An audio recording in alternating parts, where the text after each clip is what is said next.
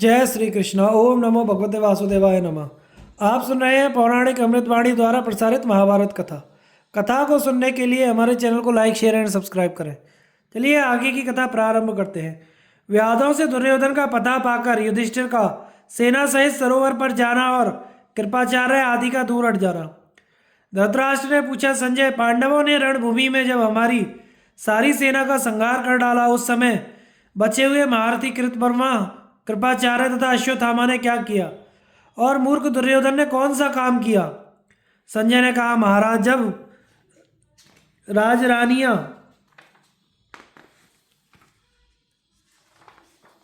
नगर की ओर चल दी और शिविर के दूसरे लोग भी पलायन कर गए, उस समय सारी छावनी सूनी देखकर उन तीन महारथियों को बड़ा दुख हुआ। अब उस स्थान पर मन न लगा, इसलिए वे भी सरोवर की ओर चल दिए। उधर धर्मात्मा युधिष्ठिर अपने भाइयों को साथ लेकर दुर्योधन का वध करने के लिए इधर उधर विचरने लगे, किंतु बहुत ढूंढने पर भी वे उसका पता ना पा सके। इधर उनके वाहन बहुत थक गए थे, इसलिए समस्त पांडव अपनी छावनी में जाकर सैनिकों सहित विश्राम करने लगे। तदनंतर कृपाचार्य, अश्वत्थामा और कृतवर्मा उस सरोवर पर गए जहां दुर्योधन सो रहा था।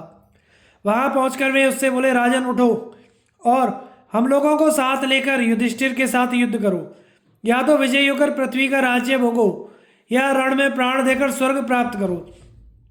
पांडवों की भी सारी सेना का तुमने संहार कर दिया है। जो सैनिक बच गए हैं वे भी बहुत घायल हो चुके हैं। अब वे तुम्हारा वेग नहीं सह सकते। हम सर्वथा तुम्हारी रक्षा करेंगे, इसलिए तुम युद्ध के लिए तैयार हो जाओ। दुर्योधन बोला, जहां इतना बड़ा नरसंहार हुआ वहां से आप लोगों को बचकर आए देख मुझे बड़ी प्रसन्नता हो रही है। अवश्य ही हम लोग शत्रुओं पर विजय पाएंगे, किंतु यह तभी हो सकता है जब कुछ समय तक विश्राम करके अपनी थकावट दूर कर लें। आप लोग भी बहुत थक गए हैं और मैं भी विशेष घायल हो चुका हूँ। उधर पांडवों का बल और उत्साह बढ़ा हुआ है, इसलिए इस समय उनके साथ युद्ध करना मुझे पसंद नहीं। आज एक रात यहाँ विश्राम करके कल आप लोगों को साथ लेकर शत्रुओं से युद्ध करूंगा। संजय कहते हैं, दुर्योधन के ऐसा कहने पर अश्वत्थामा ने कहा, राजन, तुम्हारा कल्याण हो, उठो। हम लोग अवश्य अपने शत्रुओं को जीतेंगे। मैं अपने यज्ञ, याग, दान, सत्य तथा जप आदि पुण्य कर्मों की सौगंध खाकर कहता हूँ, आज मैं सोमकों को अवश्य मार डालूंगा। यदि इसी रात मैं अपने शत्रुओं का संहार ना कर डालूं तो सत्पुरुषों को मिलने योग्य यज्ञ का फल मुझे ना मिले।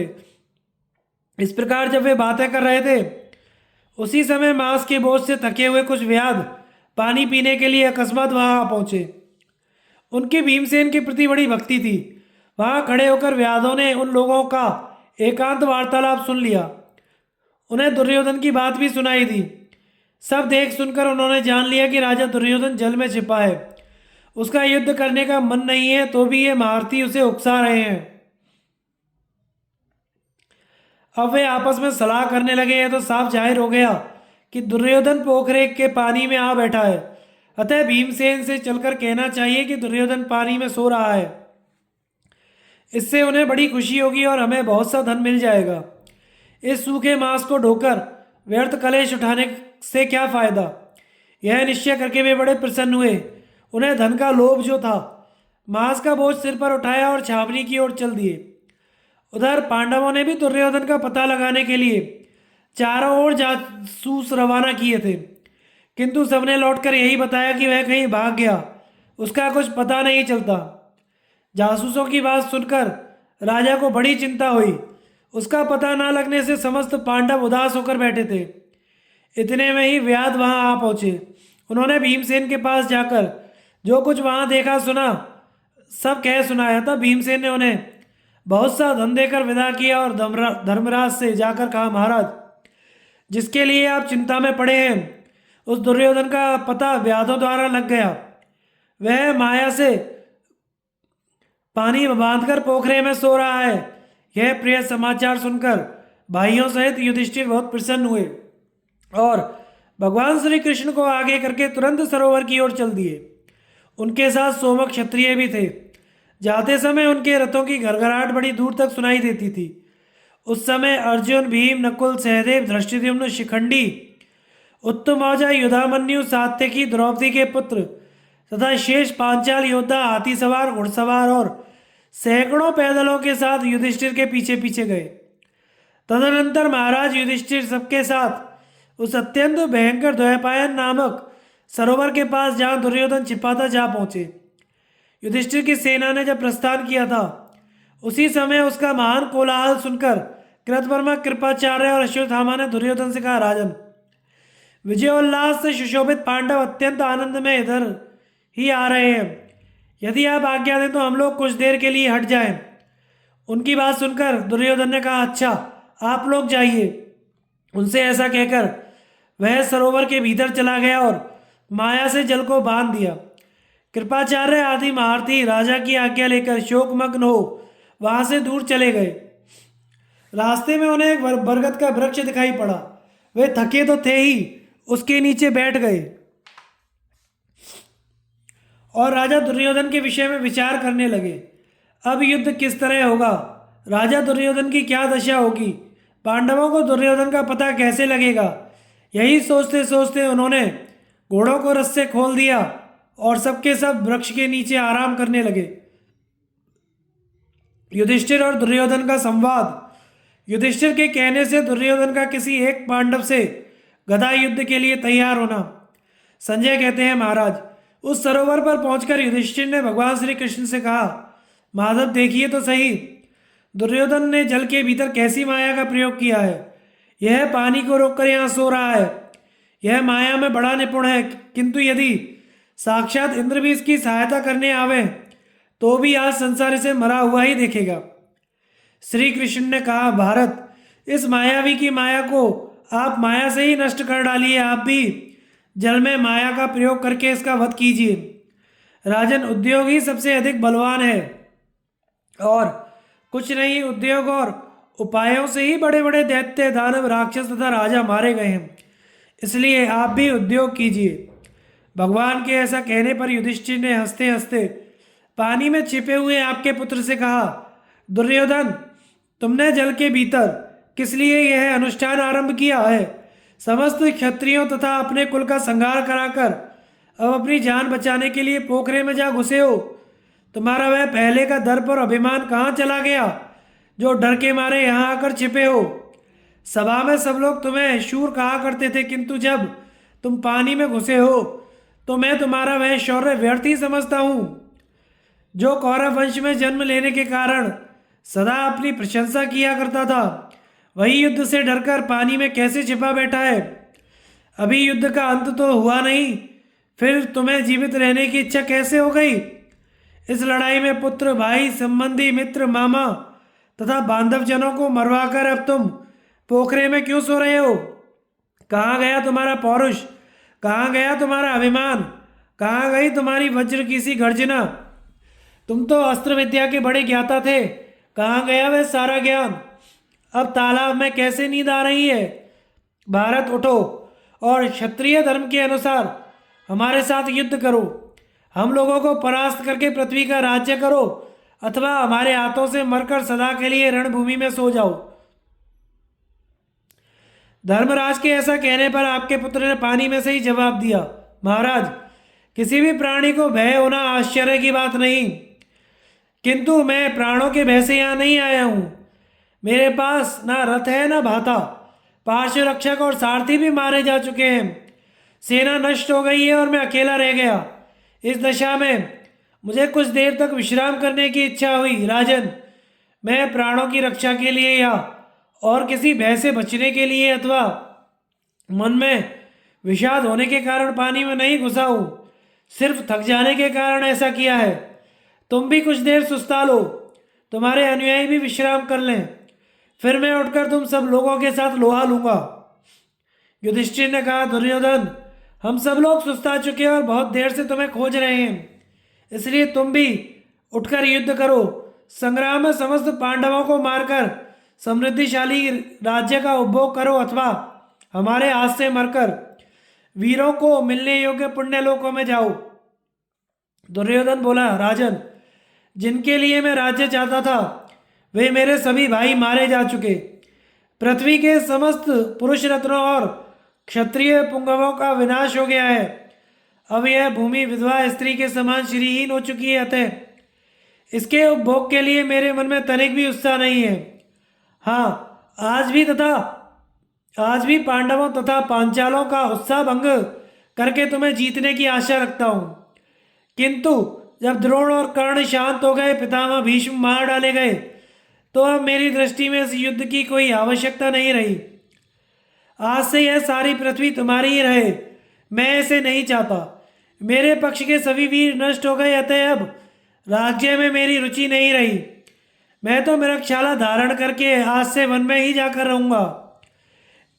मेरे अपने कहे जाने वाले जब कोई भी मनुष्य जीवित नहीं रहे, तो स्वयं भी जीवित नहीं रहना चाहता। अब तुम जाओ और जिसका राजा मारा गया, योद्धा नष्ट हो गए, जिसके रत्न क्षीण हो चुके, उस पृथ्वी का आनंद पूर्वक उपभोग करो, क्योंकि तुम्हारी आजीविका छीनी जा चुकी है।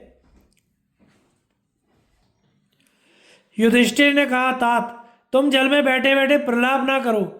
मैं इस संपूर्ण पृथ्वी को तुम्हारे दान के रूप में नहीं लेना चाहता। मैं तो तुम्हें युद्ध में जीत कर ही इसका उपभोग करूंगा। अब तो तुम स्वयं ही पृथ्वी के राजा नहीं रहे, फिर इसका दान कैसे करना चाहते हो? जब हम लोगों ने अपने कुल में शांति कायम रखने के लिए धर्मतः याचना की थी, उसी समय तुमने हमें पृथ्वी क्यों नहीं दे दी? एक बार भगवान श्री कृष्ण को कोरा जवाब देकर इस समय राज्य देना चाहते हो? यह कैसी पागलपन की बात है? अब ना तो तुम पृथ्वी किसी को दे सकते हो और ना ही छीन ही सकते हो, फिर देने की इच्छा क्यों हुई? पहले तो सुई की नोक बराबर जमीन भी नहीं देना चाहते थे और आज सारी पृथ्वी देने को तैयार हो गए। क्या बात है? याद है ना, तुमने हम लोगों को जलाने की कोशिश की थी, भीम को विष खिलाकर पानी में डुबोया और विषधर सांपों से डसवाया। इतना ही नहीं, तुमने सारा राज्य छीनकर हमें अपने कपट जाल का शिकार बनाया। तुम्हारे ही आदेश से द्रौपदी के केश और वस्त्र खींचे गए और स्वयं तुमने उसे गालियां सुनाई। पापी, इन सब कारणों से तुम्हारा जीवन नष्ट सा हो चुका है। अब उठो और युद्ध करो, इसी में तुम्हारी भलाई है। धृतराष्ट्र ने पूछा, संजय, मेरा पुत्र दुर्योधन स्वभावतः क्रोधी था। जब युधिष्ठिर ने उसे इस तरह फटकारा तो उसकी क्या दशा हुई? राज्य होने के कारण वह सबके आदर का पात्र था, इसलिए ऐसी फटकार उसको कभी नहीं सुननी पड़ी थी, किंतु उस दिन उसको डांट सहनी पड़ी, और वह भी अपने शत्रु पांडवों की। संजय, बताओ, उनकी वे कड़वी बातें सुनकर दुर्योधन ने क्या जवाब दिया? संजय कहते हैं, महाराज, पानी के भीतर बैठे हुए दुर्योधन को भाइयों सहित युधिष्ठिर ने जब इस तरह फटकारा तो उनकी कड़वी बातें सुनकर वह क्रोध से दोनों हाथ हिलाने लगा और मन ही मन युद्ध का निश्चय करके युधिष्ठिर से बोला, तुम सभी पांडव अपने हितैषी मित्रों को साथ लेकर आए हो, तुम्हारे रथ और वाहन भी मौजूद हैं, तुम्हारे पास बहुत से अस्त्र शस्त्र होंगे और मैं निहत्था हूँ। तुम रथ पर बैठोगे और मैं पैदल हूँ, यही नहीं, तुम्हारी संख्या बहुत है। मैं कहाँ अकेला ऐसी दशा में तुम्हारे साथ कैसे युद्ध कर सकता हूँ? युधिष्ठिर, तुम अपने पक्ष के एक एक वीर को एक के साथ मुझे बारी बारी से लड़ाओ। एक को बहुतों के साथ युद्ध करने के लिए मजबूर करना उचित नहीं है। राजन, मैं तुमसे या भीम से जरा भी नहीं डरता। श्री कृष्ण, अर्जुन और पांचालों का भी मुझे भय नहीं है। नकुल, सहदेव तथा सात्विकी की भी मैं परवाह नहीं करता। इनके अतिरिक्त तुम्हारे पास जो सैनिक हैं उनको भी मैं कुछ नहीं समझता। मैं अकेला ही सबको परास्त कर दूंगा।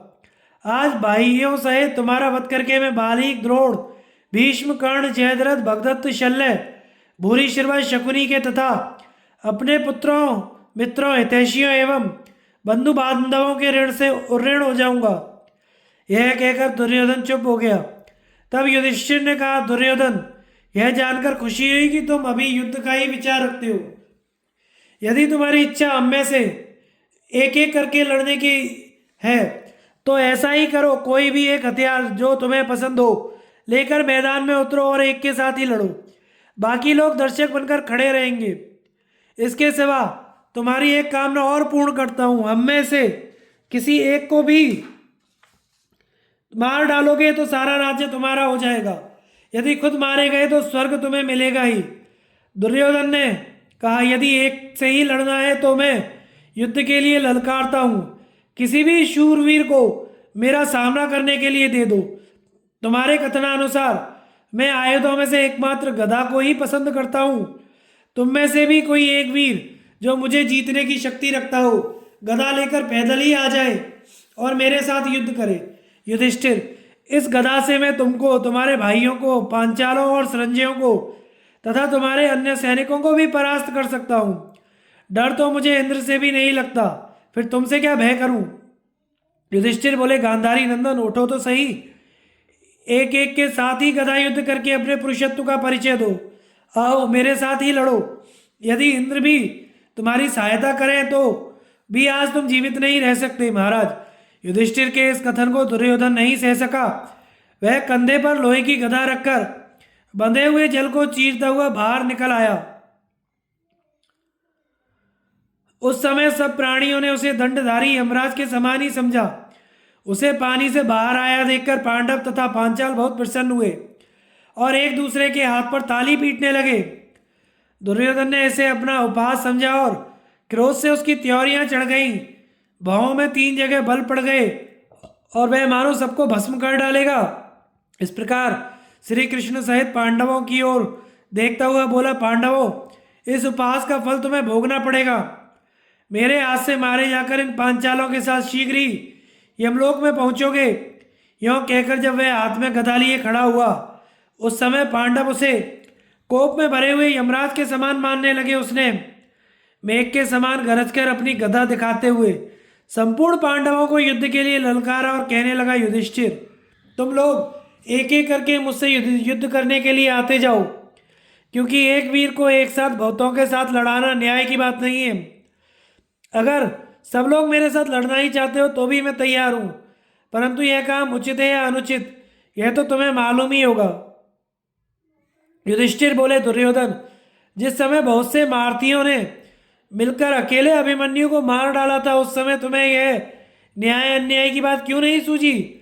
यदि तुम्हारा धर्म यही कहता है कि बहुत से योद्धा मिलकर एक को ना मारे, तो उस दिन तुम्हारी सलाह लेकर बहुत से महारथियों ने अभिमन्यु को क्यों मारा था? सच है, स्वयं संकट में पड़ने पर प्राय लोग धर्म का विचार करने लगते हैं। खैर, जाने दो इन बातों को। कवच पहनो और शिखा बांध लो तथा और जो आवश्यक सामान तुम्हारे पास ना हो वह मुझसे ले लो। इसके सिवा, जैसे कि पहले कह चुका हूं, तो मैं एक और वरदान देता हूं। तुम 5 पांडवों में से जिसके साथ युद्ध करना चाहो करो। यदि उसको मार डालोगे तो राज्य तुम्हारा ही होगा। यदि खुद मारे गए तो स्वर्ग तो है ही तुम्हारे लिए। इसके अतिरिक्त भी बताओ, हम तुम्हारा कौन सा प्रिय कार्य करें? जीवन की भिक्षा छोड़कर जो चाहो मांग सकते हो। संजय ने कहते हैं, तदनंतर दुर्योधन ने सोने का कवच, सुनहरा टोप, ये 2 चीजें मांग ली और उन्हें धारण भी कर लिया। फिर हाथ में गदा लेकर बोला, राजन, तुम्हारे भाइयों में से कोई भी एक आकर मुझसे गदा युद्ध करे। सहदेव, भीम, नकुल, अर्जुन अथवा तुम कोई भी क्यों ना हो, मैं उसके साथ युद्ध करूंगा और उसे जीत भी लूंगा। मेरा ऐसा विश्वास है कि गदा युद्ध में मेरे समान कोई नहीं है। गदा से ही मैं तुम सब लोगों को मार सकता हूं। यदि न्यायतः युद्ध हो तो तुम में से कोई भी मेरा सामना नहीं कर सकता। मुझे स्वयं अपने लिए ऐसी गर्व भरी बात नहीं कहनी चाहिए, तथापि कहना पड़ा है। अथवा कहने की बात क्या है, मैं तुम्हारे सामने ही सब कुछ सत्य करके दिखा दूंगा। जो मेरे साथ युद्ध करना चाहता हो वह गदा लेकर सामने आ जाए। श्री कृष्ण का युधिष्ठिर को उलाहना, भीम की प्रशंसा तथा भीम और दुर्योधन में भाग युद्ध, फिर बलराम जी का आगमन और उनका स्वागत।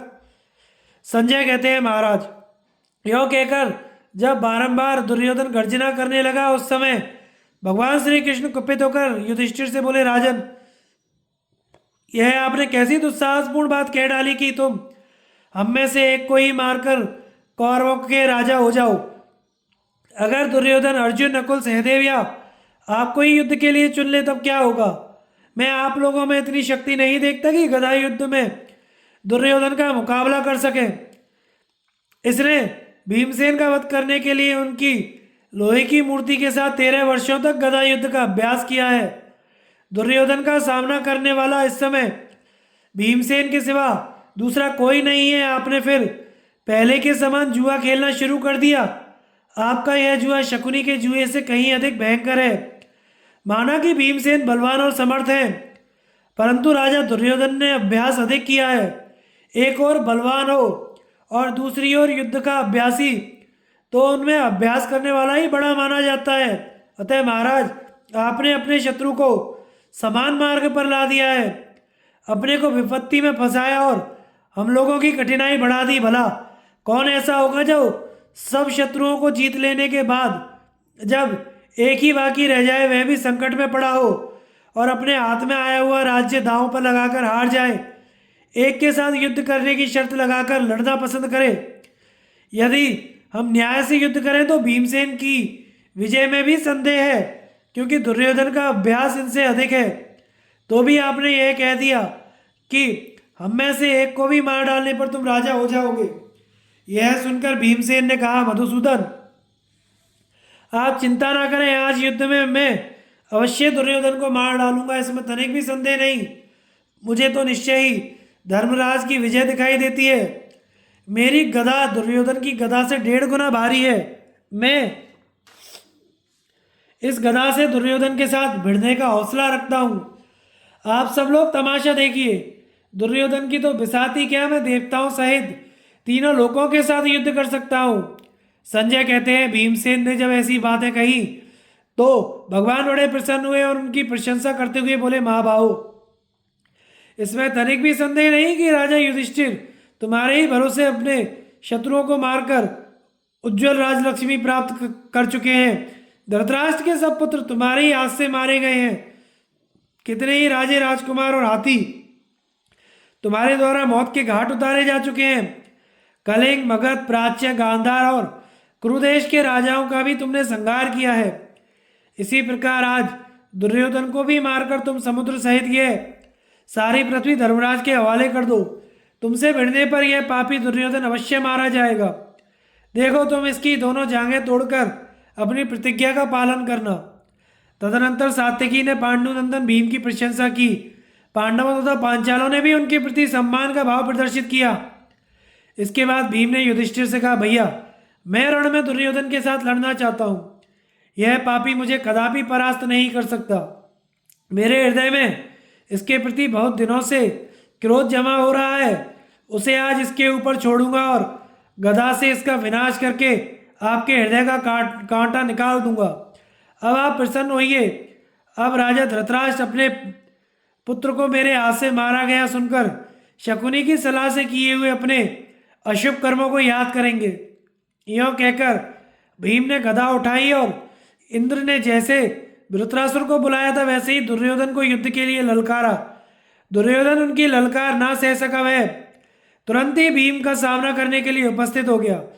उस समय दुर्योधन के मन में ना घबराहट थी, ना भय, ना गिलानी, ना व्यथा। वह सिंह के समान निर्भय होकर खड़ा था। उसे देखकर भीमसेन ने कहा, दुरात्मन, तूने तथा राजा धृतराष्ट्र ने हम लोगों पर जो जो अत्याचार किए थे और वाणाव्रत में जो तुम्हारे द्वारा हमारा हित किया गया, उन सबको याद कर ले।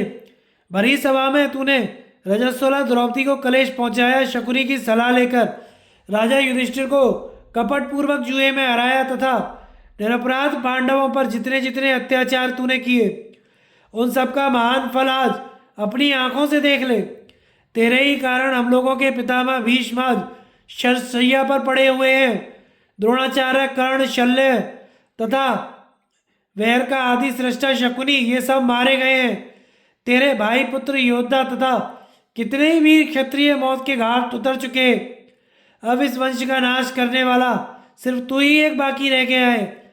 आज इस गदा से तुझे भी मार डालूंगा, इसमें तनिक भी संदेह नहीं।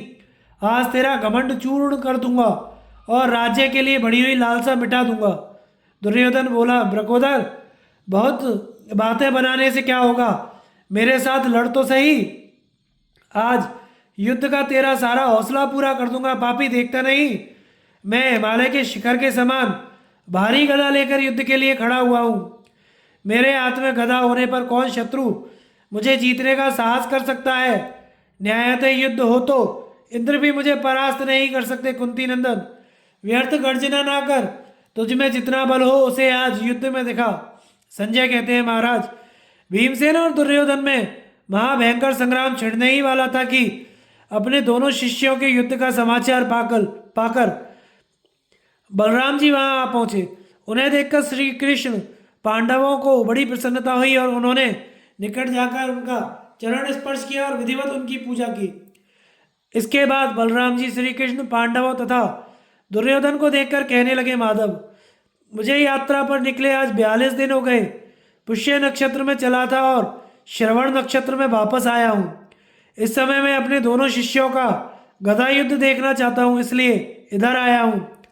तदनंतर राजा युधिष्ठिर ने बलराम जी को गले से लगाकर उनकी कुशल पूछी। श्री कृष्ण और अर्जुन ने भी प्रणाम करके उन्हें गले लगाया। नकुल, सहदेव तथा द्रौपदी के पुत्रों ने उन्हें प्रणाम किया। फिर भीमसेन और दुर्योधन ने गदा ऊंची करके उनके प्रति सम्मान प्रकट किया। इस प्रकार सबसे सम्मानित होकर बलराम जी ने संजय पांडवों को गले से लगाया तथा सब राजाओं से कुशल समाचार पूछा। उसके बाद उन्होंने श्री कृष्ण और सात्विकी को छाती से लगाकर उनके मस्तक सूंघे। फिर उन दोनों ने भी बड़े प्रेम से उनका पूजन किया। तब धर्मराज युधिष्ठिर ने बलदेव जी से कहा, भैया बलराम, अब तुम इन दोनों भाइयों का महान युद्ध देखो। उनके ऐसा कहने पर बलराम जी महारथियों से सम्मानित एवं प्रसन्न होकर राजाओं के मध्य में जा बैठे। फिर तो भीम और दुर्योधन में वैर का अंत करने वाला रोमांचकारी संग्राम होने लगा। बलराम जी की तीर्थ यात्रा तथा प्रवास क्षेत्र का प्रभाव। जन्मेजय ने कहा, मुने, जब महाभारत युद्ध आरंभ होने के पहले ही बलदेव जी भगवान श्री कृष्ण की सम्मति लेकर अन्य वृषणिवंशियों के साथ तीर्थ यात्रा के लिए चले गए और जाते जाते यह कह गए कि ना तो मैं दुर्योधन की सहायता करूंगा ना पांडवों की। तब फिर उस समय वहां उनका शुभागमन कैसे हुआ, यह समाचार आप मुझे विस्तार से बताइए। वैशंपायन जी बोले, राजन, जिन दिनों पांडव उपप्लव्य नामक स्थान में छावनी डालकर ठहरे हुए थे, उन्हीं दिनों की बात है। पांडवों ने सब प्राणियों के हित के लिए भगवान श्री कृष्ण को धृतराष्ट्र के पास भेजा। उन्हें भेजने का उद्देश्य यह था कि कौरव पांडवों में शांति बनी रहे, कलह ना हो। भगवान हस्तिनापुर जाकर धृतराष्ट्र से मिलें और उनसे सबके हित के लिए यथार्थ बातें कहें। किंतु उन्होंने भगवान की कही नहीं मानी। जब वहां संधि कराने में सफल ना हो सके तो भगवान उपप्लव्य में ही लौट आए और पांडवों से बोले, कौरव अब काल के वश में हो रहे हैं, इसलिए मेरा कहना नहीं मानते। पांडवों, अब तुम मेरे साथ पुष्य नक्षत्र में युद्ध के लिए निकल पड़ो। इसके बाद जब सेना का बंटवारा होने लगा तो बलदेव जी ने श्री कृष्ण से कहा, मधुसूदन, तुम कौरवों की भी सहायता करना। परंतु श्री कृष्ण ने उनका यह प्रस्ताव स्वीकार नहीं किया। इससे वे रूठ गए और पुष्य नक्षत्र में वहां से तीर्थ यात्रा के लिए निकल पड़े। रास्ते में उन्होंने सेवकों को आज्ञा दी कि तुम लोग द्वारका जाकर तीर्थ यात्रा में उपयोगी सभी आवश्यक सामान लाओ। साथ ही अग्निहोत्र की अग्नि और यज्ञ कराने वाले ब्राह्मणों को भी आदरपूर्वक ले आना। सोना, चांदी, गौ, वस्त्र, घोड़े, हाथी, रथ, खच्चर और ऊंट भी लाने चाहिए। इस प्रकार आदेश देकर वे सरस्वती नदी के किनारे किनारे उसके प्रवाह की ओर तीर्थ यात्रा के लिए चल पड़े। उनके साथ ऋत्विज, सुहृदय, श्रेष्ठ ब्राह्मण, रथ, हाथी, घोड़े, सेवक, बैल, खच्चर और ऊंट भी थे। उन्होंने देश देश में थके मांदे, रोगी, बालक और वृद्धों का सत्कार करने के लिए तरह तरह की देने योग्य वस्तुएं तैयार करा रखी थी। भूखों को भोजन कराने के लिए सर्वत्र अन्न का प्रबंध कराया गया था। जिस किसी देश में जो कोई भी ब्राह्मण जब भोजन की इच्छा प्रकट करता, उसको उसी स्थान पर तत्काल भोजन दिया जाता था। भिन्न भिन्न तीर्थों में बलदेव जी की आज्ञा से उनके सेवक खाने पीने के पदार्थों के ढेर लगा रखे थे। ब्राह्मणों के सम्मानार्थ बहुमूल्य वस्त्र, पलंग और बिछौने तैयार रहते थे। इस यात्रा में सब लोग आराम से चलते और विश्राम करते थे। यात्रा करने वालों की यदि इच्छा हो तो उन्हें सवारियां भी मिलती थी। प्यासे को पानी पिलाया जाता और भूखे को स्वादिष्ट अन्न दिया जाता। उन यात्रियों का रास्ता बड़े सुख से तैयार होता था। सबको स्वर्गीय आनंद मिलता था। सभी सदा ही प्रसन्न रहते थे। साथ में खरीदने बेचने की वस्तुओं का भी बाजार चलता था। महात्मा बलदेव जी ने अपने मन को वश में रखकर पुण्य तीर्थों में ब्राह्मणों को बहुत सा धन दान किया, यज्ञ करके उन्हें दक्षिणाएं दी, हजारों दूध देने वाली गौएं दान की। उन गौओं के सींग में सोना मड़ा था और उन्हें सुंदर वस्त्र ओढ़ाए गए थे।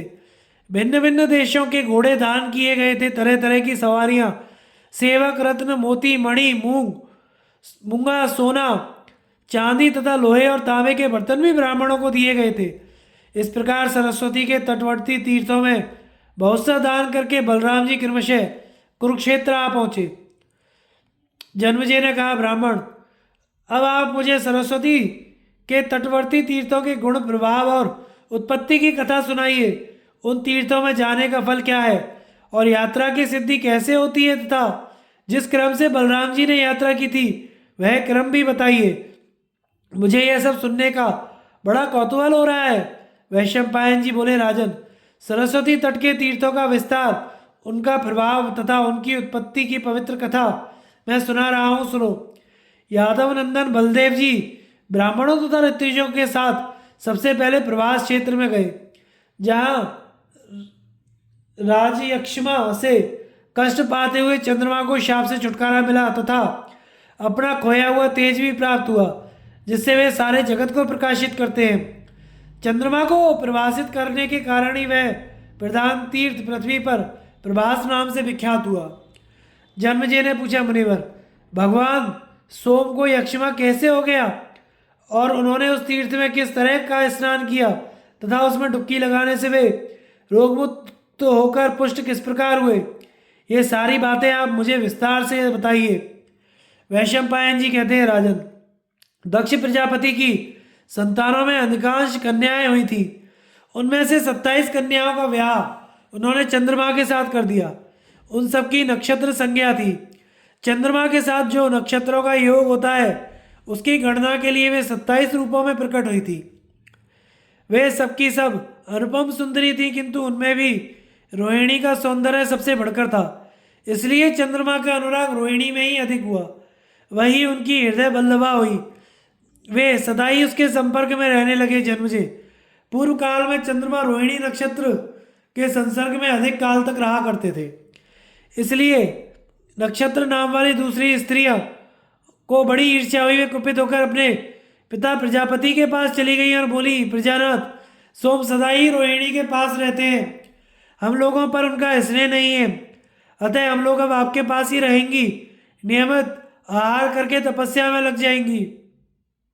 उनकी बातें सुनकर दक्ष ने सोम को बुलाकर कहा, तुम अपनी समस्त स्त्रियों में समता का भाव रखो, सबके साथ एक सा बर्ताव करो, ऐसा करने से ही तुम पाप से बच सकोगे।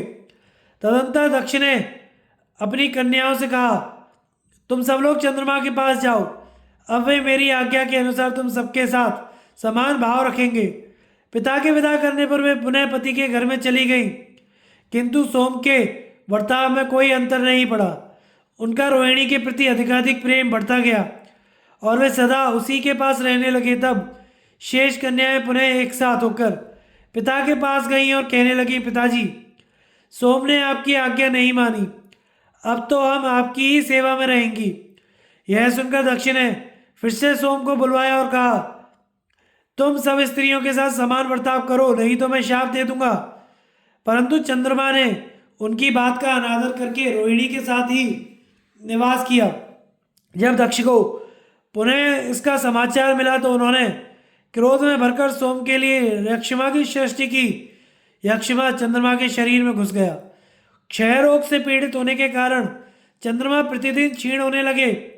उन्होंने उससे छूटने का यत्न भी किया, नाना प्रकार के यज्ञ आदि किए, किंतु दक्ष के शाप से छुटकारा न मिला। वे प्रतिदिन क्षीण होते गए। जब चंद्रमा की प्रभा नष्ट हो गई तो अन्न आदि औषधियों का पैदा होना भी बंद हो गया। जो भी पैदा होती उनमें ना कोई स्वाद होता ना रस, उनकी शक्ति भी नष्ट हो जाती। इस प्रकार अन्न आदि के ना होने से सब प्राणियों का नाश होने लगा, सारी प्रजा दुर्बल हो गई। तब देवताओं ने चंद्रमा के पास आकर कहा, यह आपका रूप कैसे हो गया, इसमें प्रकाश क्यों नहीं होता, हम लोगों से सारा कारण बताइए। आपसे पूरा हाल सुनकर फिर हम इसके लिए कोई उपाय करेंगे। उनके इस प्रकार पूछने पर चंद्रमा ने उन्हें अपने को शाप मिलने का कारण बताया और उस शाप के रूप में यक्षमा की बीमारी होने का भी हाल कह सुनाया। देवता लोग उनकी बात सुनकर दक्ष के पास गए और बोले, भगवान, आप चंद्रमा पर प्रसन्न होकर शाप निवृत्त कीजिए। उनका क्षय होने से प्रजा का भी क्षय हो रहा है। तृण, लता, बेलें, औषधियाँ और नाना प्रकार के बीज ये सब नष्ट हो रहे हैं। इनके ना रहने से हमारा भी नाश हो जाएगा। फिर हमारे बिना संसार कैसे रह सकता है? इस बात पर ध्यान देकर आपको अवश्य कृपा करनी चाहिए। देवताओं के ऐसा कहने पर प्रजापति बोले, मेरी बात पलटी नहीं जा सकती। एक शर्त पर उसका प्रभाव कम हो सकता है। यदि चंद्रमा अपनी सब स्त्रियों के साथ समान बर्ताव करे तो सरस्वती नदी के उत्तम तीर्थ में स्नान करने से ये पुनः पुष्ट हो जाएंगे। फिर ये 15 दिनों तक बराबर क्षीण होंगे और 15 दिनों तक बराबर बढ़ते रहेंगे। मेरी ये बात सच्ची मानो। पश्चिम समुद्र के तट पर जहाँ सरस्वती नदी सागर में मिलती है, जाकर ये भगवान शंकर की आराधना करें। इससे इन्हें इनकी खोई हुई कांति मिल जाएगी। इस प्रकार प्रजापति की आज्ञा होने से सोम सरस्वती के प्रथम तीर्थ प्रवास क्षेत्र में गए और वहां अमावस्या को उन्होंने स्नान किया। इससे उनकी प्रभा बढ़ गई। फिर वे समस्त संसार को प्रकाशित करने लगे। तब देवता लोग चंद्रमा को साथ लेकर प्रजापति के पास गए। उन्होंने देवताओं को विदा कर दिया और चंद्रमा से कहा, बेटा, आज से अपनी पत्नियों का तथा ब्राह्मण का कभी अपमान न करना। जाओ, सावधानी के साथ मेरी आज्ञा का पालन करते रहना। यह कहकर प्रजापति ने उन्हें जाने की आज्ञा दी। चंद्रमा अपने लोक में गए और संपूर्ण प्रजा पूर्ववत प्रसन्न रहने लगी। जन्मजे, चंद्रमा को जिस प्रकार शाप मिला था वह सारा प्रसंग मैंने तुम्हें सुना दिया। साथ ही सब तीर्थों में प्रधान प्रवास तीर्थ का प्रभाव भी बता दिया। उस तीर्थ में स्नान करने के पश्चात बलराम जी चमसोदेव नामक तीर्थ में गए। वहाँ विधिवत स्नान करके उन्होंने नाना प्रकार के दान किए थे और एक रात वहीं निवास भी किया। दूसरे दिन उद्पान तीर्थ में गए, जहाँ स्नान करने से मनुष्य का कल्याण हो जाता है। इस तीर्थ में सरस्वती नदी का जल जमीन के भीतर छिपा रहता है। उद्पान तीर्थ की उत्पत्ति त्रित मुनि का उपाख्यान। वैशंपायन जी कहते हैं, महाराज, उद्पान तीर्थ में पहुंचकर बलदेव जी ने आचमन किया और वहाँ के ब्राह्मणों की पूजा करके उन्हें बहुत सा द्रव्य दान में दिया। वहाँ जाने से उनको बड़ी प्रसन्नता हुई। उस तीर्थ में पहले त्रित मुनि रहा करते थे। वे बड़े तपस्वी और धर्मपरायण थे। उन्होंने वहाँ एक कुएं में रहकर ही सोमपान किया था। उनके 2 भाई थे जो उन्हें कुएं में छोड़कर चले गए थे। इससे उन्होंने उन दोनों को श्राप दे दिया था। राजा जन्मजी ने पूछा, मुनिवर, वह उत्पान कुआं तीर्थ कैसे हुआ तथा वे महातपस्वी मुनि उसमें गिरे क्यों? दोनों भाइयों ने उनका परित्याग क्यों किया? वे उन्हें कुएं में छोड़कर क्यों चले गए? वहाँ रहकर उन्होंने यज्ञ कैसे किया और सोमपान किस तरह किया? यह सब कथा मुझे सुनाइए। वैशंपायन जी कहते हैं, राजन, पहले युग की बात है। 3 सहोदर भाई थे जो मुनिवृत्ति से रहा करते थे। उनके नाम थे एकत, द्वित और त्रित। वे सब वेदता थे और तपस्या से ब्रह्मलोक में स्थान पा चुके थे। उनके धर्मात्मा पिता का नाम गौतम था। गौतम जी अपने पुत्रों के तप, नियम, इंद्रिय निग्रह से उन पर बड़े प्रसन्न रहते थे। कुछ काल के बाद जब गौतम परलोकवासी हो गए तो उनके यजमान लोग उनके पुत्रों का ही आदर सत्कार करने लगे। उनमें भी त्रित मुनि अपने शुभ कर्म और वेदाध्ययन के द्वारा पिता के समान ही सम्मानित हुए। एक दिन की बात है, दोनों भाई एकत और द्वैत यज्ञ और धन के लिए चिंता करने लगे। उन्होंने सोचा, हम लोग त्रित को साथ लेकर यजमानों का यज्ञ करावें और दक्षिणा के रूप में बहुत से पशु प्राप्त करें। फिर यज्ञ करके प्रसन्नता पूर्वक सोमपान करेंगे। ऐसा विचार करके वे दोनों भाई यजमानों के पास गए और उनसे विधि पूर्वक यज्ञ करवाकर उन्होंने बहुतेरे पशु प्राप्त किए। उन सबको लेकर वे पूर्व दिशा की ओर चले। त्रित मुनि तो हर्ष में भरे हुए आगे आगे चलते थे और एकत तथा द्वैत पीछे रहकर पशुओं को हाँकते जाते थे। पशुओं का वह महान संग्रह देखकर एकत और द्वित के मन में यह चिंता समाई कि कौन सा उपाय हो जिसे गौए त्रित को ना मिलकर सब हमारे ही पास रह जाए। वे परस्पर कहने लगे, त्रित तो विद्वान है, उसे और भी बहुत देरी मिल जाएंगी। इन गौओं को तो हम दोनों ही मिलकर अन्यत्र हाँक ले चलें और त्रित को अलग कर दें, उसकी जहाँ इच्छा हो वहाँ चला जाए। इस प्रकार सलाह करते हुए वे मार्ग तय कर रहे थे। रात्रि का समय था। रास्ते में एक भेड़िया खड़ा था। पास ही सरस्वती के तट पर एक बहुत बड़ा कुआं था। त्रित मुनि की दृष्टि उस भेड़िए पर पड़ी। उसे देखते ही वे भयभीत होकर भागे और दौड़ते दौड़ते उस कुएं में जा पड़े। भीतर से उन्होंने आर्तनाद किया। उनके दोनों भाइयों ने उसे सुना भी, परंतु उन्हें निकालने की चेष्टा नहीं की।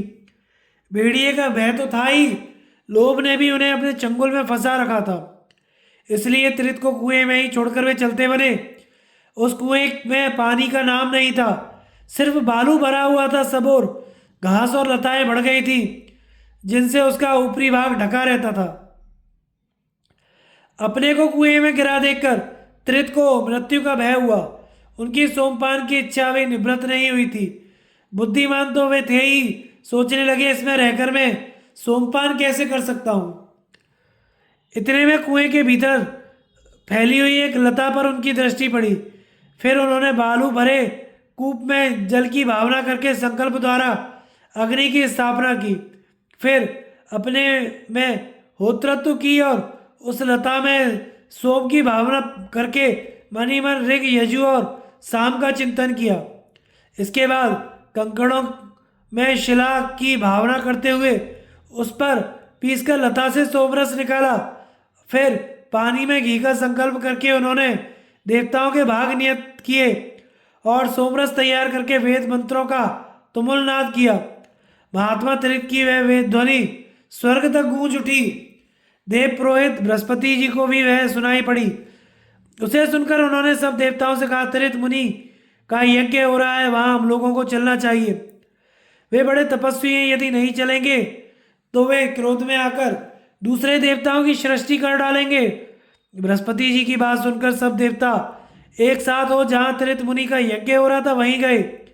वहां पहुंचकर उन्होंने उस कूप को देखा और यज्ञ में दीक्षित हुए त्रित मुनि के का भी दर्शन किया। वे बड़े तेजस्वी दिखाई दे रहे थे। देवताओं ने कहा, हम लोग अपना भाग लेने आए हैं। त्रित ने कहा, देवताओं देखो मैं किस दशा में पड़ा हुआ हूँ। यह कहकर उन्होंने मंत्र पढ़ते हुए विधि पूर्वक देवताओं को उनके भाग अर्पित किए। इससे देवता लोग बहुत प्रसन्न हुए और मुनि से बोले, आप इच्छानुसार वर मांगिए। मुनि ने कहा, इस कुएं से मेरी रक्षा करो तथा जो मनुष्य इसमें आचमन करे उसे सोमपान करने वाले की गति प्राप्त हो। राजन, त्रित मुनि के इतना कहते ही वह कुएं में से तरंग मालाओं से सुशोभित सरस्वती नदी लहरा उठी। उसके जल के साथ ही उठकर वे कुएं से बाहर निकल आए। देवताओं ने तथास्तु कहकर उनके मांगे हुए वरदान का अनुमोदन किया। तत्पश्चात वे अपने अपने धाम को चले गए। त्रित मुनि भी प्रसन्नता पूर्वक अपने घर को आए। वहां अपने दोनों भाइयों को देखकर उन्हें बड़ा क्रोध हुआ, इसलिए उन्होंने बहुत कठोर वचन सुनाकर उन दोनों को शाप दिया। तुम लोग पशु के लालच में पड़कर मुझे कुएं में ही छोड़कर भाग आए हो और यह महान पाप किया है। इसके कारण तुम दोनों भयंकर भेड़िए हो जाओ और अपनी अपनी डाढ़ें लिए इधर उधर भटकते फिरो। तुमसे गवाह, रीछ, बानर आदि पशुओं की उत्पत्ति होगी। उनके ऐसा कहते ही वे दोनों भाई भेड़िए की शक्ल में दिखाई देने लगे। बलदेव जी ने नदी के भीतर स्थित उद्बान तीर्थ का दर्शन करके उसकी बड़ी प्रशंसा की। फिर उसके जल से आचमन करके वहां के ब्राह्मणों की पूजा की और उन्हें नाना प्रकार के दान दिए। तत्पश्चात वे विंशन तीर्थ में गए। विंशन आदि तीर्थों का वर्णन नैमिषीय तथा सप्त सारस्वत तीर्थों का विशेष वृत्तांत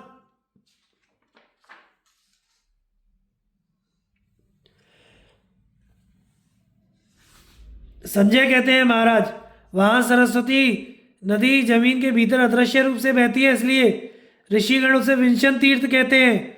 बलदेव जी वहां आचमन करके आगे बढ़े और सरस्वती के उत्तम तट पर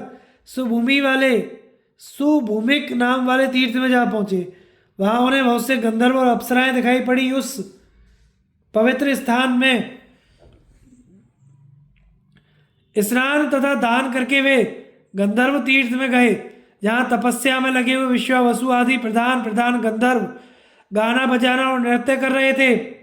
उस तीर्थ में स्नान करके बलदेव जी ने ब्राह्मणों को सोना चांदी आदि विविध वस्तुओं का दान किया। फिर उन्हें भोजन कराकर बहुमूल्य वस्तुएं दे उनकी कामनाएं पूर्ण की। तत्पश्चात वे गर्ग स्रोत नामक तीर्थ में गए, जहाँ वृद्ध गर्ग ने तपस्या करके अपने अंतःकरण को पवित्र किया तथा काल का ज्ञान, काल की गति, नक्षत्रों और ग्रहों की गति का उलटफेर, भयंकर उत्पात और शुभ शकुन आदि ज्योतिष शास्त्र के विषय की पूर्ण जानकारी प्राप्त की थी। उन्हीं के नाम पर यह तीर्थ गर्ग स्रोत कहा जाने लगा। वहाँ पर बलदेव जी ने ब्राह्मणों को विधिपूर्वक धन दान किया तथा नाना प्रकार के पदार्थ भोजन कराकर शंख तीर्थ में पदार्पण किया। वहाँ उन्होंने मेरुगिरी के समान एक बहुत ऊंचा शंख देखा, जो अनेकों ऋषियों से सुशोभित था। वहीं सरस्वती के तट पर एक बहुत बड़ा वृक्ष था, जहाँ हजारों की संख्या में यक्ष, विद्याधर, राक्षस, पिशाच तथा सिद्ध रहते थे। वे सब अन्न त्याग कर, व्रत करके और नियमों का पालन करते हुए समय समय पर उस वृक्ष का फल ही खाया करते। वहाँ बलदेव जी ने ब्राह्मणों की पूजा करके उन्हें बर्तन वस्त्र दान किए। इसके बाद वे परम पवित्र द्वैत वन में आए। उस वन में रहने वाले ऋषि मुनियों का दर्शन करके उन्होंने वहाँ के तीर्थ जल में डुबकी लगाई और ब्राह्मणों की पूजा करके उन्हें विविध प्रकार के भोज्य पदार्थ दान किए। फिर वहाँ से चलकर वे सरस्वती के दक्षिण भाग में थोड़ी ही दूर पर स्थित नाग धनुआ तीर्थ में गए, जहाँ नित्य 14,000 ऋषि मौजूद रहते थे। उसी स्थान पर देवताओं ने वासुकी को सर्पों का राजा बनाकर अभिषेक किया था। वहाँ किसी को भी सांपों के डसने का भय नहीं रहता। बलदेव जी ने वहाँ भी ब्राह्मणों को ढेर के ढेर रत्न दान किए। फिर वे पूर्व दिशा की ओर चल दिए, जहाँ पग पग पर लाखों तीर्थ प्रकट हुए हैं। उन सब तीर्थों में उन्होंने गोते लगाए और ऋषियों के बताए अनुसार व्रत नियम आदि का पालन किया। फिर सब प्रकार के दान करके वे अपने अभीष्ट मार्ग की ओर चल दिए। जाते जाते वहाँ पहुँचे, जहाँ पश्चिम की ओर बहने वाली सरस्वती नदी नैमिषारण्यवासी मुनियों के दर्शन की इच्छा से पुनः पूर्व दिशा की ओर लौट पड़ी। उसे पीछे की ओर लौटी देख बलदेव जी को बड़ा आश्चर्य हुआ। जन्मजय ने पूछा, ब्राह्मण, सरस्वती नदी पूर्व की ओर क्यों लौटी? बलभद्र जी के आश्चर्य का भी कोई कारण होना चाहिए। उस नदी के इस प्रकार पीछे लौटने में क्या हेतु है? वैशंपायन जी कहते हैं, राजन, सतयुग की बात है। नैमिषारण्य के तपस्वी ऋषियों ने मिलकर 12 वर्षों में समाप्त होने वाला एक महान सत्र आरंभ किया। उसमें सम्मिलित होने के लिए बहुत से ऋषि पधारे थे। जब सत्र समाप्त हुआ, उस समय भी तीर्थ के कारण वहाँ बहुत से ऋषि महर्षियों का शुभागमन हुआ। उनकी संख्या इतनी अधिक हो गई कि सरस्वती के दक्षिण किनारे के तीर्थ नगरों के समान मनुष्यों से भर गए। नदी के तीर पर नैमिषारण्य से लेकर समंत पंचक तक ऋषि मुनि ठहरे हुए थे। वे वहाँ यज्ञ होमा आदि करने लगे। उनके द्वारा उच्चारित वेद मंत्रों के गंभीर घोष से संपूर्ण दिशाएं गूंज उठी। महाराज, उन ऋषियों में सुप्रसिद्ध बाल किल्ले, अश्मकुट, दंतोलूकली और प्रसंख्यान भी थे। कोई हवा पीकर रहता, कोई पानी। बहुतेरे तपस्वी पत्ते चबाकर रहते। सब लोग मिट्टी की वेदी पर सोते और नाना प्रकार के नियमों में लगे रहते। वे सब ऋषि सरस्वती के तट पर आकर उसकी शोभा बढ़ाने लगे, किंतु वहाँ तीर्थ भूमि में उन्हें रहने की जगह नहीं दिखाई दी। इससे वे निराश एवं चिंतित हो गए। उनकी यह अवस्था देख सरस्वती ने दयावश उन्हें दर्शन दिया। वह अनेकों कुंजों का निर्माण करती हुई पीछे लौट पड़ी और ऋषियों के लिए तीर्थ भूमि बनाकर फिर पश्चिम की ओर मुड़ गई। उस महानदी ने ऋषियों के आगमन को सफल बनाने का निश्चय कर लिया था, इसलिए यह अत्यंत अद्भुत कार्य कर दिखाया। सरस्वती का बनाया हुआ वह निकुंजों का समुदाय ही नैमिषीय नाम से विख्यात हुआ। वहाँ के अनेकों कुंजों तथा पीछे लौटी हुई सरस्वती नदी को देखकर बलदेव जी को बड़ा विस्मय हुआ।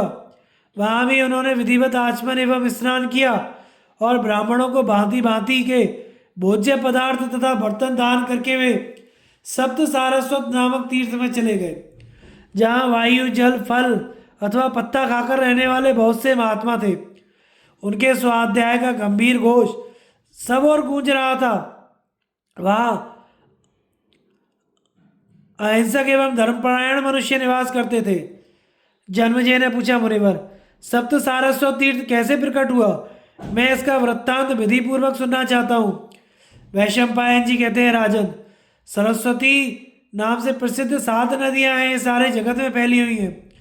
इनके विशेष नाम सुप्रभा, कांचनाक्षी, विशाला, मनोरम, ओगवती, सुरेणु तथा विमलोत्का है।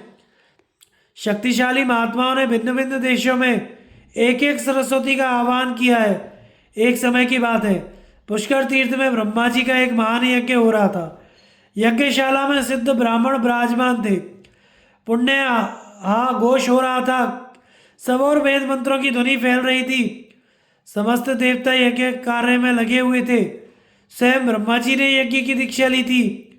उनके यज्ञ करते समय सबकी समस्त इच्छाएं पूर्ण हो रही थी।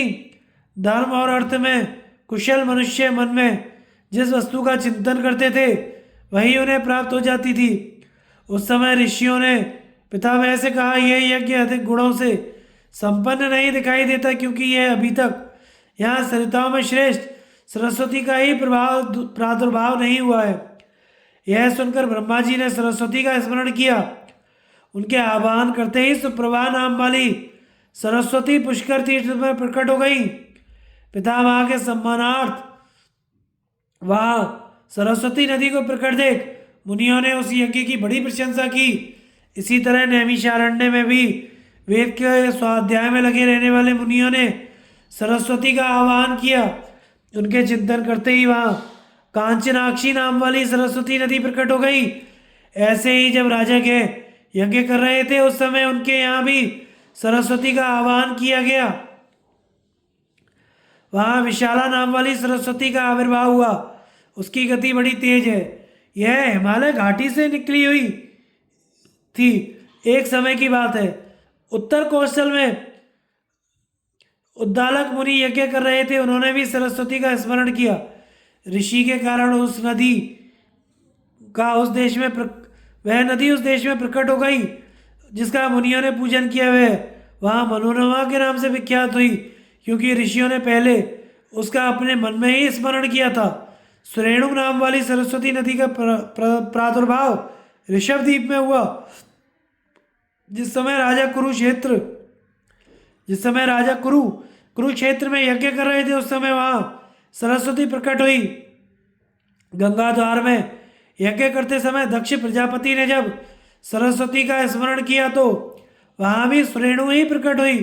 इसी प्रकार महात्मा वशिष्ठ जी ने भी एक बार कुरुक्षेत्र में यज्ञ किया। वहाँ पर उन्होंने सरस्वती का आह्वान किया। उनके आह्वान से ओगवती का प्रादुर्भाव हुआ। ब्रह्मा जी ने एक बार हिमालय पर्वत पर भी यज्ञ किया था। वहाँ जब उन्होंने सरस्वती का स्मरण किया तो वहाँ विमलोत्का नाम से प्रकट हुई। इन 7 सरस्वतियों का जल जहाँ एकत्रित हुआ है उसे सप्त सारस्वत कहते हैं। इस प्रकार मैंने तुम्हें 7 सरस्वतियों के नाम और वृत्तांत बताए। इन्हीं से परम पवित्र सप्त सारस्वत तीर्थ की प्रसिद्धि हुई है। ऋषंगु के आश्रम पर आर्षिशेन तथा विश्वामित्र की तपस्या और यायात तीर्थ की महिमा और अरुणा में स्नान करने से इंद्र का उद्धार। वैशंपायन जी कहते हैं, राजन, बलराम जी ने उस तीर्थ में आश्रमवासी ऋषियों की पूजा करने के पश्चात एक रात निवास किया। उन्होंने ब्राह्मणों को दान दिए और स्वयं वहाँ रहकर रात भर उपवास किया।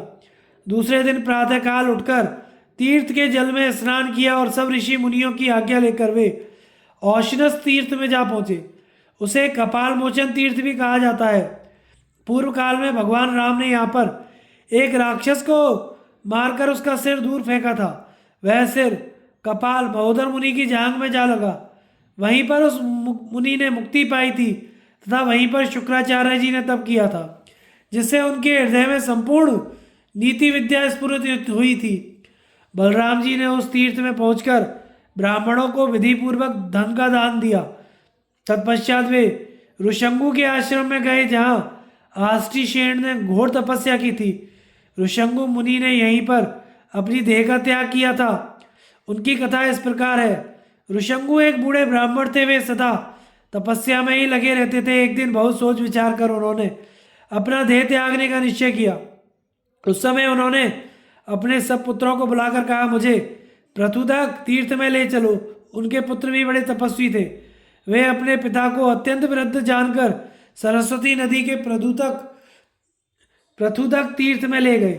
वहां पहुंचकर ऋषंगु ने तीर्थ के जल में विधिवत स्नान किया तथा अपने पुत्रों को बताया कि सरस्वती नदी के उत्तर किनारे पर यह जो प्रथुतक तीर्थ है, इसमें स्नान करके गायत्री आदि का जप करते हुए जो पुरुष प्राण त्याग करेगा उसे पुनः जन्म मरण का कष्ट नहीं भोगना पड़ेगा। बलराम जी ने उस पवित्र तीर्थ में स्नान करके ब्राह्मणों को दान दिए। इसके बाद उस स्थान पर पदार्पण किया जहाँ लोक पितामह ब्रह्मा जी ने लोकों की सृष्टि प्रारंभ की थी तथा जहाँ आशीषेण, सिंधुदीप, देवापी और विश्वामित्र आदि राजर्षियों ने महान तप करके ब्राह्मणत्व प्राप्त किया था। जन्मजय ने पूछा, मुनिवर, आष्टीशेण ने किस प्रकार महान तप किया? सिंधुदीप, देवापी तथा विश्वामित्र ने कैसे ब्राह्मणत्व प्राप्त किया? यह सब बातें मुझे बताइए।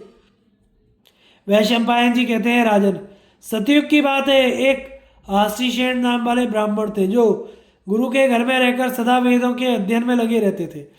यद्यपि उन्होंने बहुत अधिक समय तक गुरुकुल में निवास किया, तथापि ना तो उनकी विद्या समाप्त हुई और ना ही वेदों का ही पूरा अभ्यास हुआ।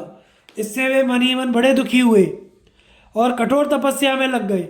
उनके तप के प्रभाव से उन्हें वेदों का उत्तम ज्ञान प्राप्त हुआ। अब वे विद्वान होने के साथ ही सिद्ध हो गए। उन्होंने उस तीर्थ में 3 वरदान दिए। आज से जो मनुष्य सरस्वती नदी के इस तीर्थ में डुबकी लगाएगा उसे अश्वमेध यज्ञ का पूरा पूरा फल मिलेगा। यहाँ सर्पों का भय नहीं रहेगा तथा थोड़े समय तक भी इस तीर्थ का सेवन करने से महान फल की प्राप्ति होगी। इस प्रकार ऋषंगु के आश्रम पर ही आष्टीशेण मुनि को सिद्धि प्राप्त हुई थी। फिर वहीं राजर्षि सिंधुदीप एवं देवापी ने तप करके ब्राह्मणत्व प्राप्त किया था तथा सदा तप में लगे रहने वाले विश्वामित्र को भी वहीं ब्राह्मणत्व प्राप्त हुआ था।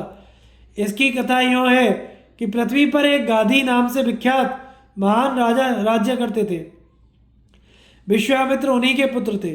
कहते हैं राजा गाधी बड़े योगी थे। उन्होंने अपने पुत्र विश्वामित्र को राज्य देकर स्वयं देह त्याग देने का विचार किया। उस समय प्रजाजनों ने राजा को प्रणाम करके कहा, महाराज, आप वन में ना जाइए, हमारी महान भय से रक्षा कीजिए। प्रजा के ऐसा कहने पर गाधी ने कहा, मेरा पुत्र संपूर्ण जगत की रक्षा करने वाला होगा। यह कहकर उन्होंने विश्वामित्र को राज्य सिंहासन पर बिठा दिया और स्वयं शरीर त्याग कर स्वर्ग की राह ली। विश्वामित्र राजा तो हुए, किंतु बहुत यत्न करने पर भी वे पृथ्वी की पूर्णतः रक्षा न कर सके। एक दिन उन्होंने सुना कि प्रजा पर राक्षसों का महान भय बढ़ा हुआ है। अतः वे चतुरंगिणी सेना लेकर राजधानी से निकल पड़े। बहुत दूर तक रास्ता तय कर लेने के पश्चात वे वशिष्ठ मुनि के आश्रम पर पहुंचे। वहां उनके सैनिकों ने नाना प्रकार के अत्याचार किए। इतने में वशिष्ठ मुनि आश्रम पर आए। उन्होंने देखा कि यह महान वन सब ओर से उजाड़ किया जा रहा है, तो अपनी कामधेनु गौ से कहा, तू भयंकर भीलों को उत्पन्न कर। ऋषियों की आज्ञा पाकर धेनु ने भयंकर मनुष्यों को प्रकट किया, जिन्होंने विश्वामित्र की सेना पर धावा करके उसे चारों ओर भगा दिया। विश्वामित्र ने जब सुना कि मेरी सेना भाग गई तो उन्होंने तपस्या को ही सबसे बढ़कर माना और मन ही मन तप करने का निश्चय किया। तत्पश्चात वे सरस्वती के उपयुक्त तीर्थ में आए और चित्र को एकाग्र करके व्रत और नियमों का पालन करते हुए शरीर को सुखाने लगे। कुछ काल तक जल पीकर रहे, फिर वायु का आहार करने लगे। इसके बाद पत्ते चबाकर रहने लगे। इतना ही नहीं, वे खुले मैदानों पर जमीन में सोने लगे और बहुत से नियमों का पालन करने लगे। तदनंतर देवताओं ने उनके व्रत में विघ्न डालना आरंभ किया, किंतु किसी तरह उनका मन न टिका सके। वे बहुत प्रयत्न करके अनेकों प्रकार के तप करने लगे, उस समय वे सूर्य के समान तेजस्वी दिखाई देने लगे। उन्हें ऐसी कठोर तपस्या में लगे देखकर ब्रह्मा जी आए और उन्हें वर मांगने को कहा। विश्वामित्र ने यही वर मांगा कि मैं ब्राह्मण हो जाऊं। ब्रह्मा जी ने तथास्तु कहकर उनकी प्रार्थना स्वीकार कर ली। इस प्रकार महायशस्वी विश्वामित्र कठोर तपस्या के द्वारा ब्राह्मणत्व पाकर कृतार्थ हो गए। उस तीर्थ में पहुंचकर बलराम जी ने श्रेष्ठ ब्राह्मणों की पूजा करके उन्हें बहुत सा धन, दूध देने वाली गौएं, वाहन, बिछौने, वस्त्र, आभूषण तथा खाने पीने की सुंदर वस्तुएं दान की। इसके बाद वे बकौर दालभ्य मुनि के आश्रम में गए। वहां वेद मंत्रों की ध्वनि गूंजती रहती थी। वहां पहुंचकर उन्होंने ब्राह्मणों को रथ, हीरे, माणिक्य तथा अन्य धन आदि दान किए। वहां से वे ययाति तीर्थ गए, जहां राजा ययाति के यज्ञ में सरस्वती नदी ने घी और दूध की धारा बहाई थी। वहीं यज्ञ करके ययाति ने ऊपर के लोकों में गमन किया था। सरस्वती ने राजा ययाति तथा अपने प्रति उनकी सनातन भक्ति देखकर उनके यज्ञ में आए हुए ब्राह्मणों की सभी कामनाएं पूर्ण की थी। राजा का यज्ञ वैभव देखकर देवता और गंधर्व भी बहुत प्रसन्न हुए थे, परंतु मनुष्यों को बड़ा आश्चर्य होता था। उस तीर्थ में भी नाना प्रकार के दान करके बलराम जी वशिष्ठ पवाह तीर्थ में गए। वहाँ स्थाणु तीर्थ है, जहाँ वशिष्ठ और विश्वामित्र ने तपस्या की थी, जहाँ देवताओं ने कार्तिकेय जी को सेनापति पद पर अभिषिक्त किया था। इस तीर्थ में स्नान करने पर देवराज इंद्र को ब्रह्म हत्या के पाप से छुटकारा मिला था। जन्मेजय ने पूछा, ब्राह्मण, इंद्र को ब्रह्म हत्या का पाप कैसे लगा? इस तीर्थ में स्नान करके उन्हें कैसे छुटकारा मिला? वैशंपायन जी कहते हैं, राजन, प्राचीन काल की बात है। नमुची इंद्र के भय से डरकर सूर्य की किरणों में समा गया था। तब इंद्र ने उससे मित्रता कर ली और यह प्रतिज्ञा की, मैं ना तो तुम्हें गीले हथियार से मारूंगा, ना सूखे से, ना दिन में मारूंगा, ना रात में।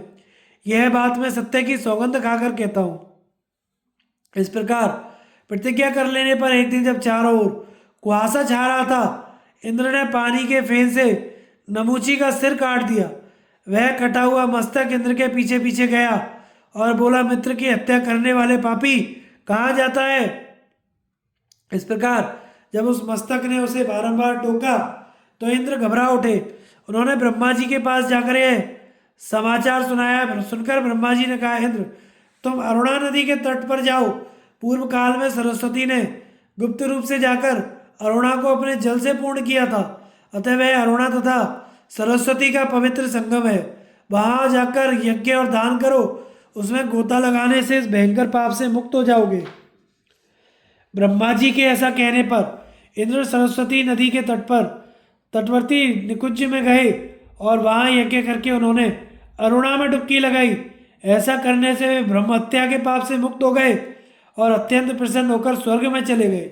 नमूची का वह सिर भी अरुणा में गोता लगाकर अक्षय लोकों में चला गया। बलभद्र जी ने उस तीर्थ में स्नान करके नाना प्रकार के दान किए और वहां से सोम तीर्थ की ओर यात्रा की। पूर्व काल में सोम ने वहां राजसूय यज्ञ किया था, जिसमें अत्रि मुनि होता बने थे।